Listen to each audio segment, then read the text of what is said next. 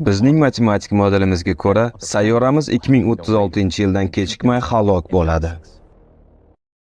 Ushbu voqealarning rivojlanishi sayyoramiz qobig'ining ichidan yorilishiga olib keladi. Ba'zi joylarda yer qobig'ida mikro yoriqlar sodir bo'ladi. Bu magmaning faolligini yanada oshiradi.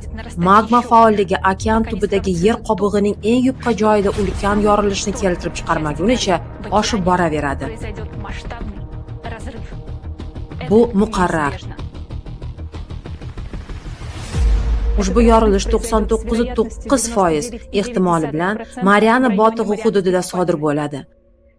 Aynan o'sha yerda chuqur fokusli zilzilalar qayd etilyapti va aynan u yerda sayyoradagi eng yupqa yer qobig'i atigi 5 kilometr. Avvaliga oz miqdordagi suv magma bilan to'qnashganida birinchi portlash sodir bo'ladi. Biz mikro portlashlar deyapmiz.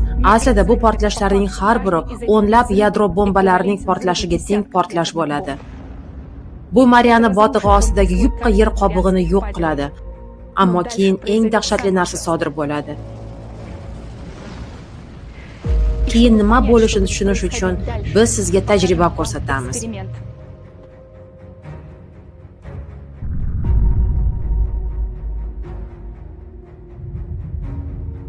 Suv issiq metall bilan to'qnashganda nima bo'lganini ko'rdingizmi? Endi buni 100 milliard marotabaga ko'paytiring.